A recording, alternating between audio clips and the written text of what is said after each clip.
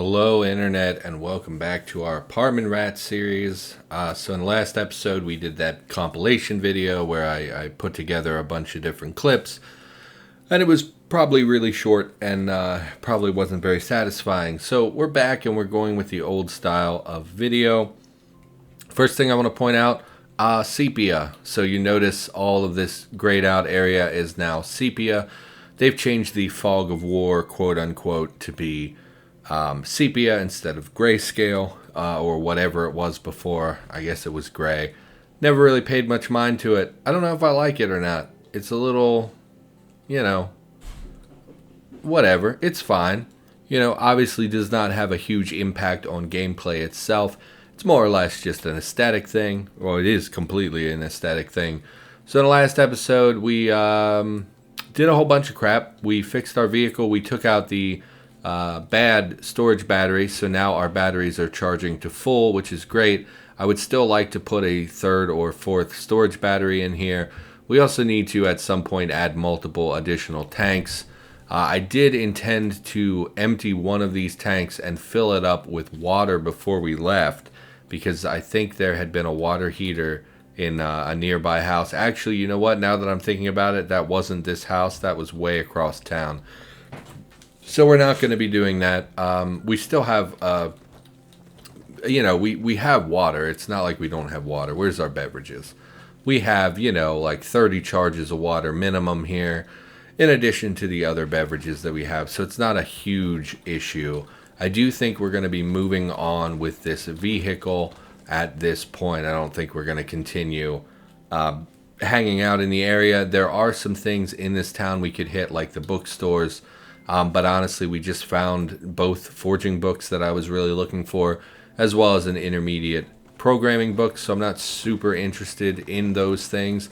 I do kind of think we're just going to hit the road.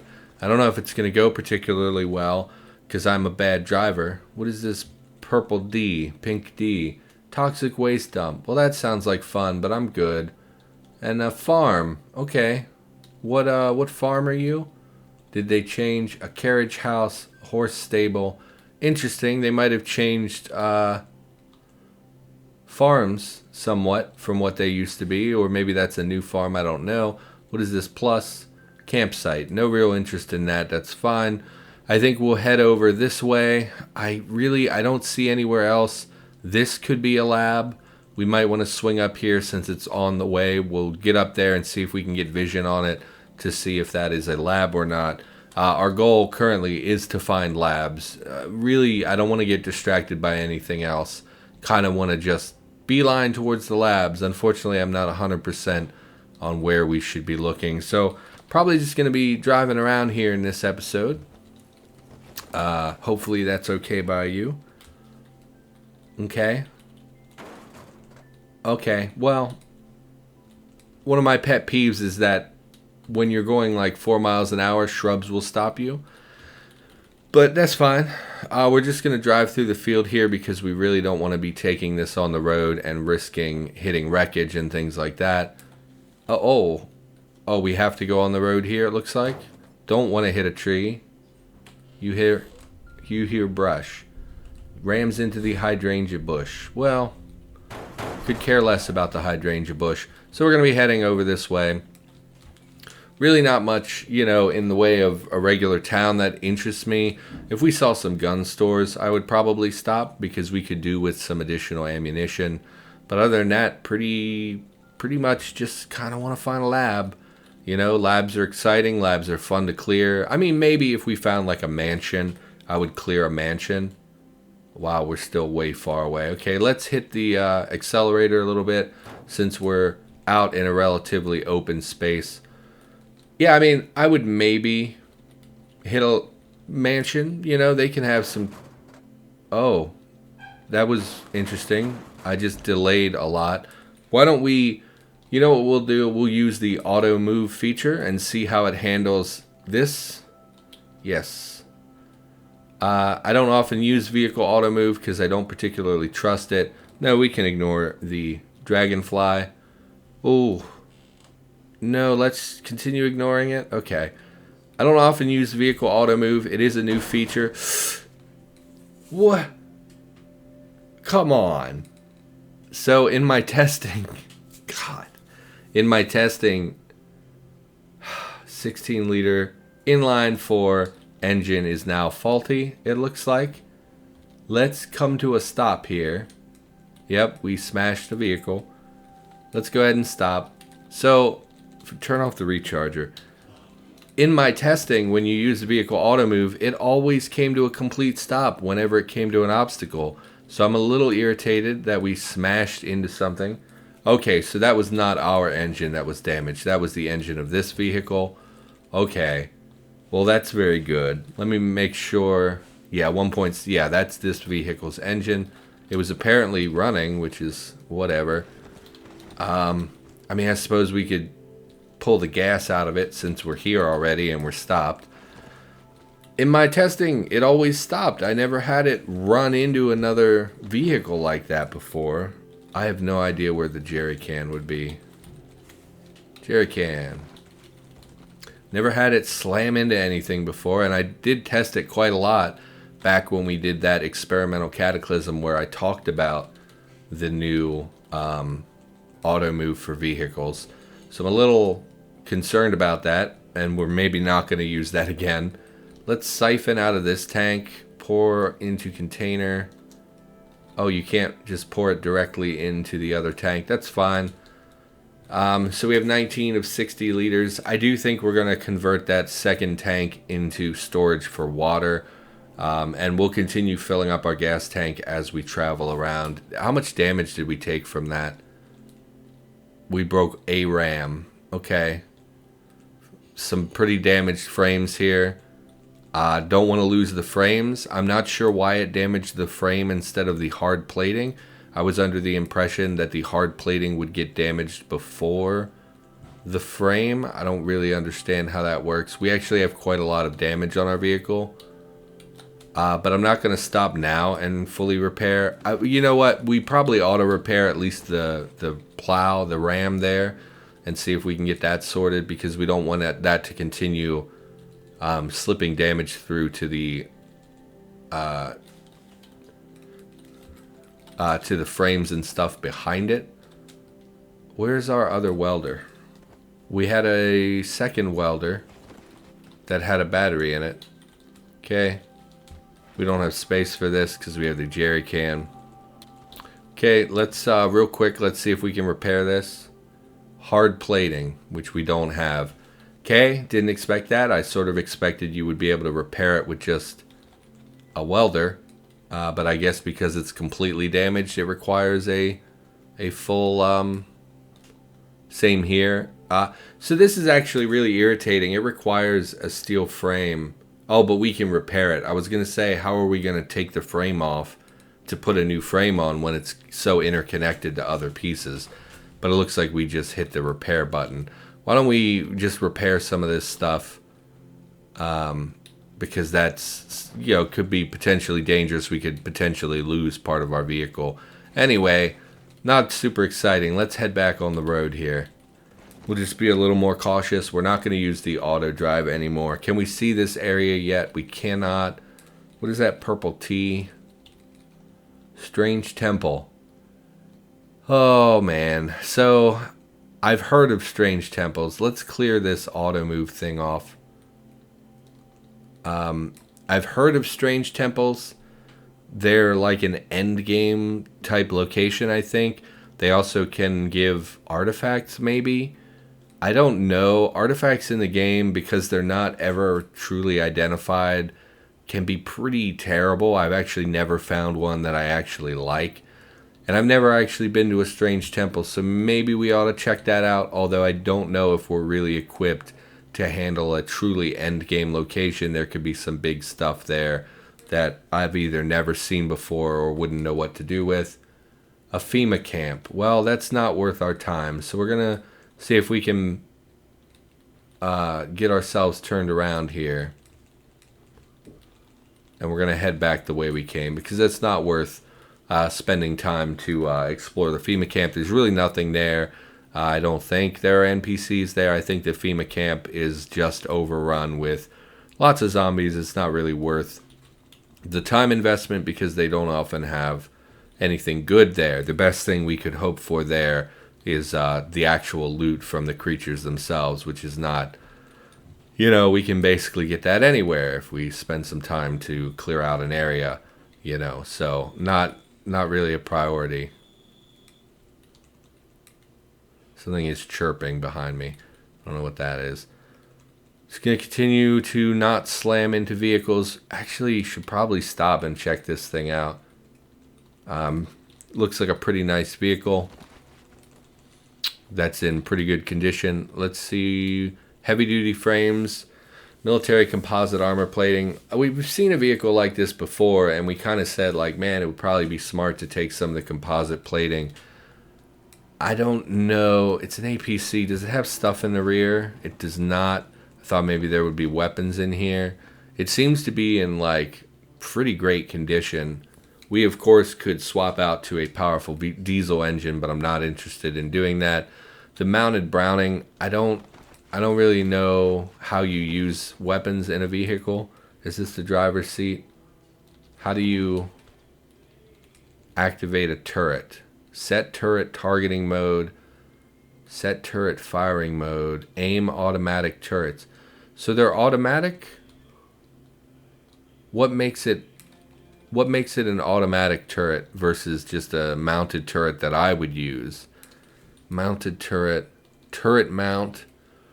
A rotating universal mount for a weapon. If your hands are empty, you can stand next to a turret mount and fire the weapon by selecting the tile. So it's not automated. Universal mount for a weapon. I mean, I feel like we want these parts. If your hands are empty. We also don't have ammunition for them.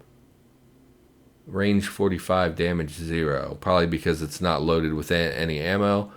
I'm sure this is boring to you. I do think we're going to stop and harvest the military plate armor, because I think that we should replace the RAM on our vehicle at some point with military composite stuff.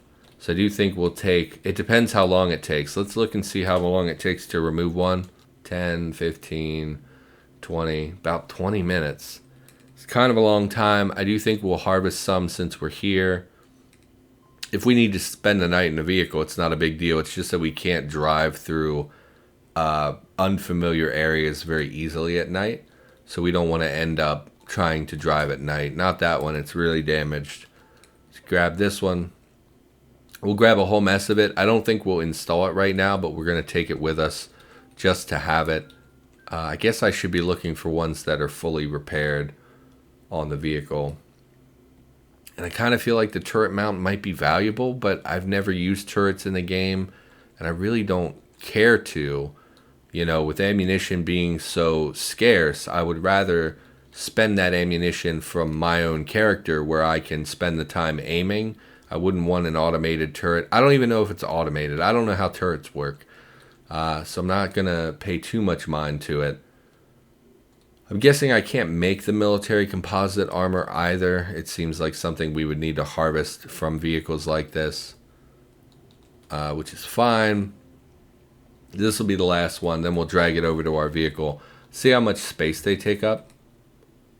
About 3 liters. Let's just haul them over here, and we'll stick them in like our tool/vehicle section. So we'll dump all that. Put your military composite plating. Okay, how full is this? About half. I mean, we could take more from this, but we're not going to. Why don't we look at this vehicle? Do you have gas in you? No gas, so we're not going to worry about that. Back in the vehicle. Head out on the road. See what we've got. We've got something down the road here. Skill in driving has increased to 4. Fantastic. I did disassemble our crane so that it would be... Let's stop here as well. I did disassemble our crane so that we could easily put it back together if we found a vehicle like this. I do think we're going to stop here and peel off this storage battery. The reason we're going to do that is because we do want more storage batteries. Might also take some solar panels if they're in good condition. There is at least 2 good condition solar panels. The reason we want this is because it's out in the middle of nowhere. We don't have to worry about zombies. We don't have to worry about... Where did my frame go? I had a frame and a telescopic cantilever. I must have accidentally used the frame for crafting, so we'll peel one off of this car as well. Again, not exactly what I planned to do in this episode, but I would like to further... This is extra light frame. I guess it doesn't matter if it's extra light or heavy. Let's... We don't want that one because we would have to peel the tire off. Just take this one. Doesn't matter if it's damaged. I would love for this to get done before night falls, however, which is not very far away. So let's real quick. Vehicle. Start a vehicle construction right there. Crane. Install the telescopic crane. Now we can peel off the storage battery. There we go. Okay, so let's find the good storage battery. That's the one. Do we need a case? What's the case for? Battery use case for storage batteries allows quick removal or addition of a storage battery if you can lift the battery. Yeah, but we don't need it, right? Storing electrical power, discharging it to power electrical devices built into the vehicle. Mounted on a quick release framework to allow it to be easily swapped, though it still weighs so much that a lifting tool is necessary. So I'm not sure what the case is for, but I guess we'll take both. So we'll remove... Oh, it took literally like a second. That's interesting. Maybe it's faster because it's in the case. Maybe that's what it means. We need a welder to remove a battery case. I don't really understand that. Is this case in better shape? It's not. Okay, so unfortunately we're going to have to reload our welder.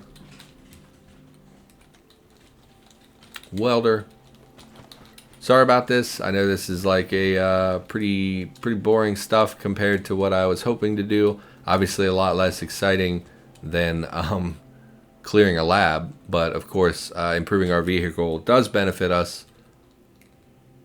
Oh, I hit the repair button because I was thinking R for remove. So I did not need the welder.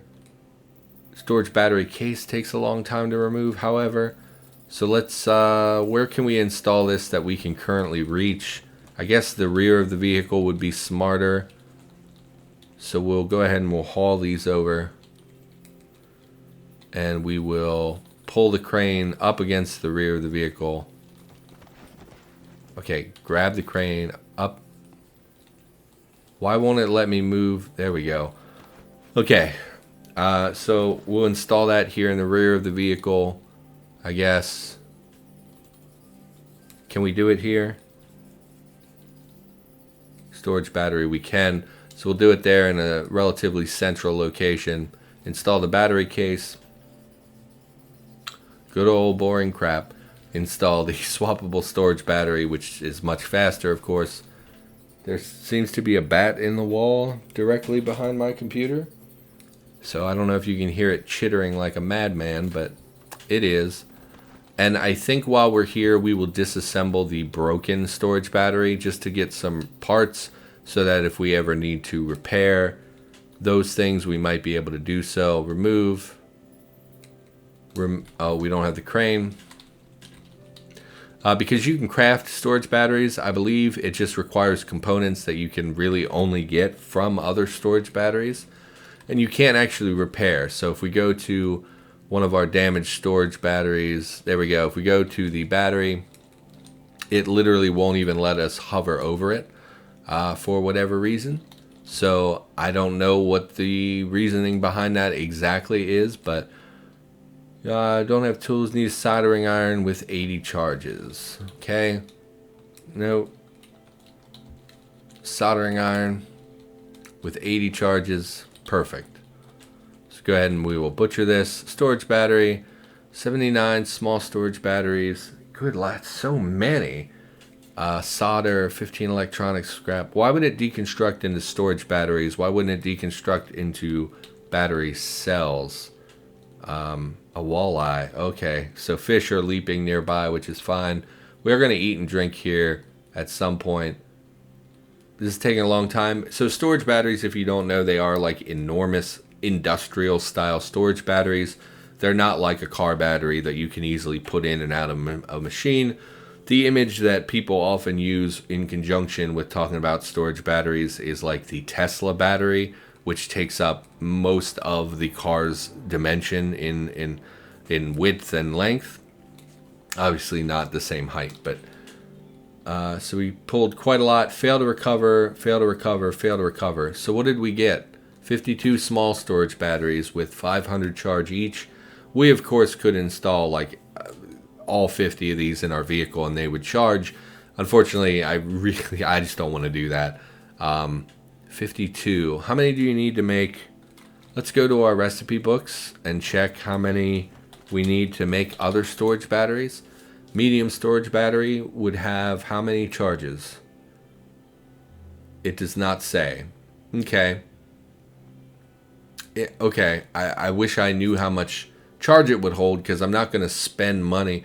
I'm not going to spend all these pieces to make a medium storage battery and then have it turn out that like it holds 1,000 charge. It's not worth it, So, and a regular storage battery requires 80 small. So we have more than half of what we would require to make a new battery from scratch. So we're definitely going to take these pieces with us. How big are they? A lot. Like 26 liters for all of them. Okay. We'll take everything. Let's haul everything.